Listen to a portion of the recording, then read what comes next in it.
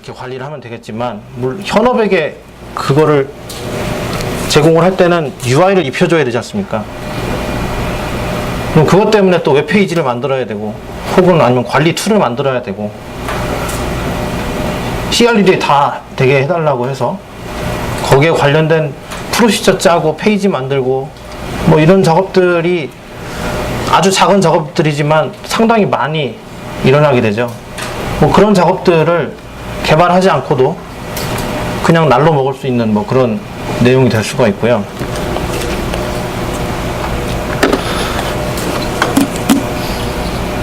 REST API를 잠깐 보여드리면,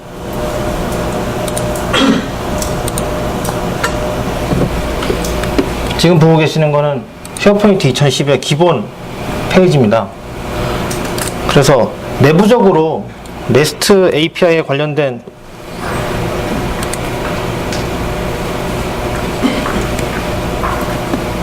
주소가 있는데,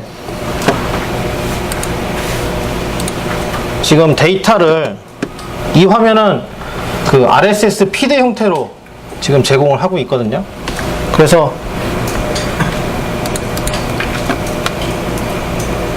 쉐어포인트 서버에 있는 어떤 정보든지 간에 REST API를 통해서 그 원격에서 직접 접근이 가능하고요. 지금 공지사항이라는 목록을 REST API로 이렇게 데이터를 받을 수가 있습니다. 그럼 이거는 어떤 의미가 있을까요?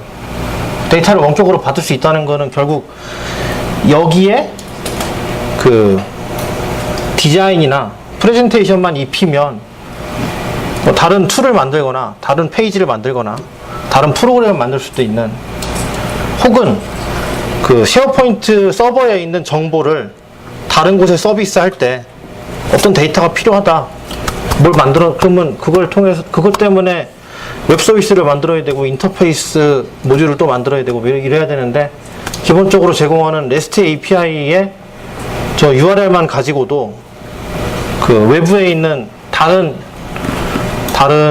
어플리케이션 서버라든가 다른 프로그램들과 통신할 수가 있죠. 읽기만 되는 건 아니고 그 개발을 좀 더 하면 입출력도 가능합니다. REST API를 통해서. 그리고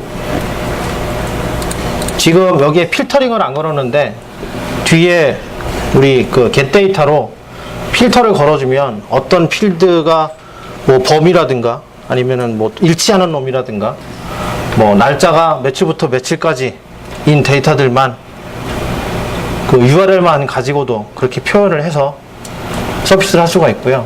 뭐 그런 형태로 해서 데이터를 외부에 쉽게 인터페이스를 해줄 수가 있습니다.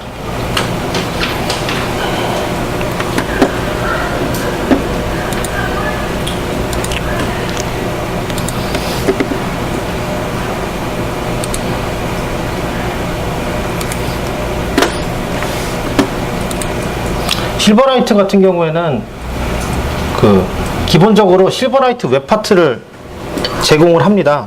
그래서 만약에 XAP 파일을, 실버라이트를 그 라이브러리를 빌드하면 XAP 파일이 만들어지잖아요. 그래서 XAP 파일을 쉐어포인트에다가 올려놓고 그 올려놓은 주소를 지정만 해주면 뭐 이렇게 되겠죠.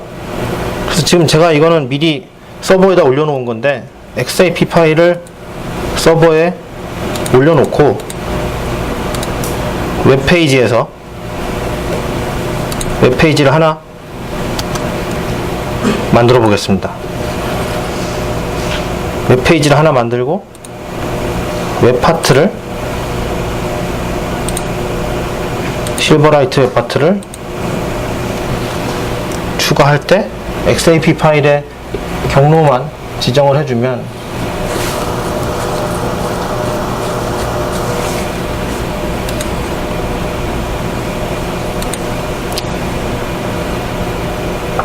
실버라이트가 페이지상에 바로 구현이 되고요. 높이는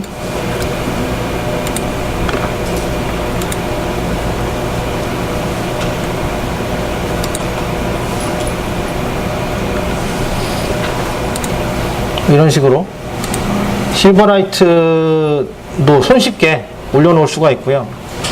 기본적으로 그 동영상 플레이어 같은 것들도 내장을 하고 있어서 동영상 플레이어 웹파트를 갖다 놓고 해당 동영상의 주소만 넣어주면, 물론 뭐 저 미디어 서버에서 하는 스트리밍처럼 아주 스무스하게 돌아가는 건 아니지만 웬만큼 성능이 나오는 동영상 서비스를 할 수가 있습니다.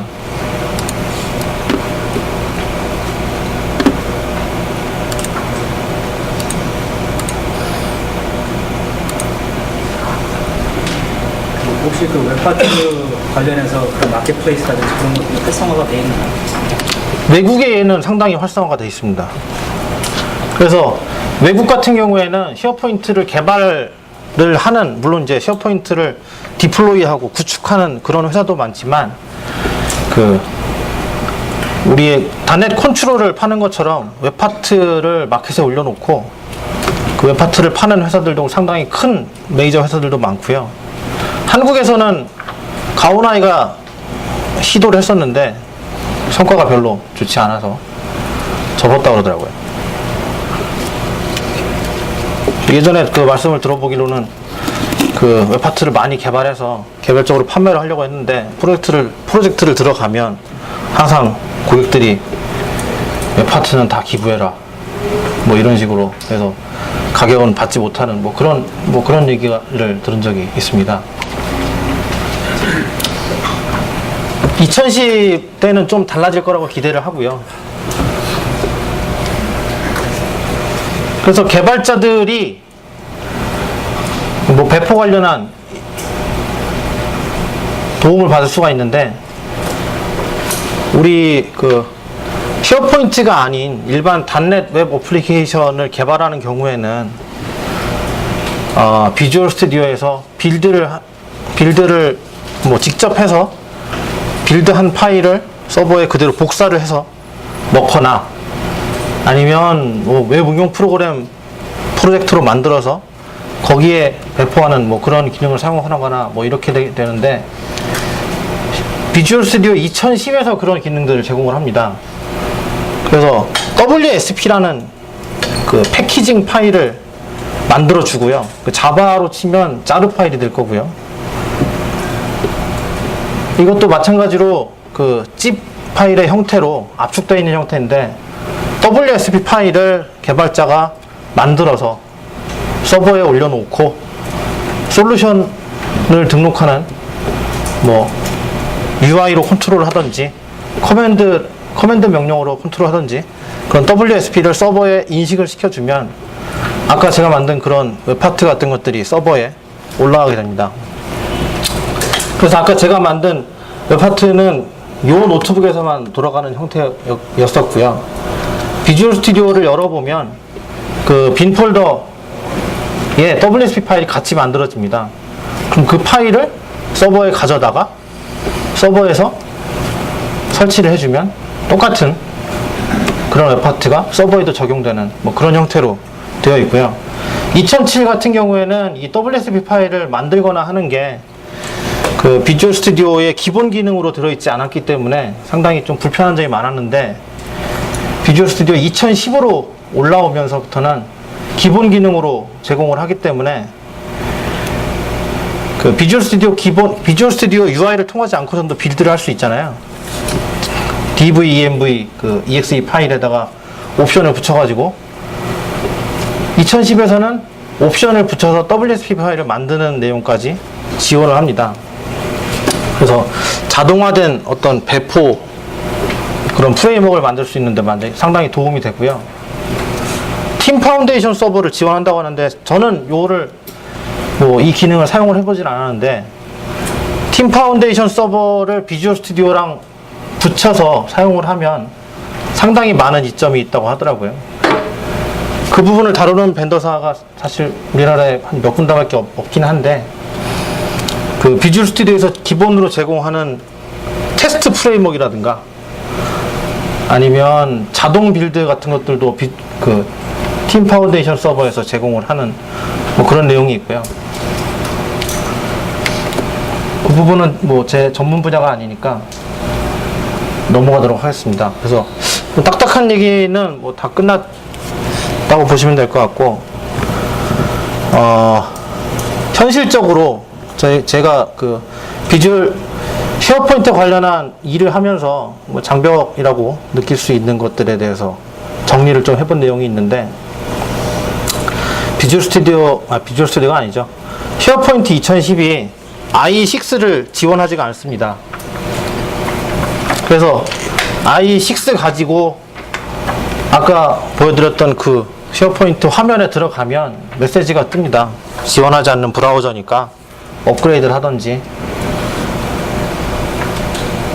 업그레이드를 해라 뭐 이런 메시지가 뜨고, 확인창을 누르면 화면이 다 깨져버립니다. 내부적으로는 그 아까 보여드렸던 그 화면이 완전한 웹 표준을 지킨 화면이거든요. 그래서 소스 보기를 해보면 테이블 태그가 하나도 없습니다. 전부 다 DIV와 CSS의 조합으로만 화면을 구성을 하고요.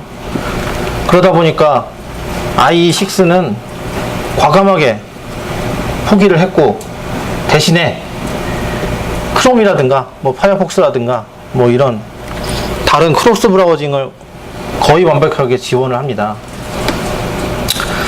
그 쉐어포인트 그 제품 발표회나 컨퍼런스에서 일부러 발표를 할 때 파이어폭스 가지고 발표를 하고 막 이렇게 하더라고요. 그래서 실제로 지금 IE6에 관련된 우리 그 지원이 많이 없어지고 있죠.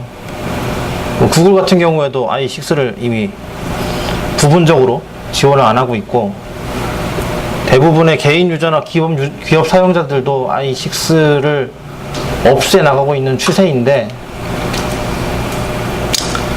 그 어차피 이게 쉐어포인트가 기업이 사용하는 솔루션인데, 그 기능 중에 포탈 기능을만 하더라도 사실은 포탈이 앞단에 페이지가 쓰고 뒤에 있는 많은 레가시 어플리케이션들에 대한 링크를 제공하지 않습니까? 그럼 뒤에 있는 다른 어플리케이션들이 IE6 전용인 케이스들이 많이 있습니다. 그리고 액티브엑스들로 뭐 도배가 되어 있는 그런 어플리케이션들이 상당히 많이 있고요.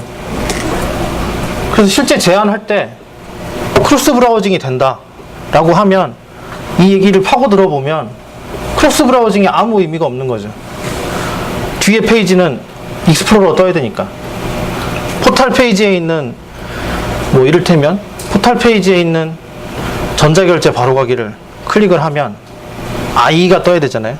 액티브엑스나 뭐 아니면 미처 그 버전업에 대한 대비를 안 해서 9버전에 6를 지원을 하는 뭐 이런 경우가 있으니까,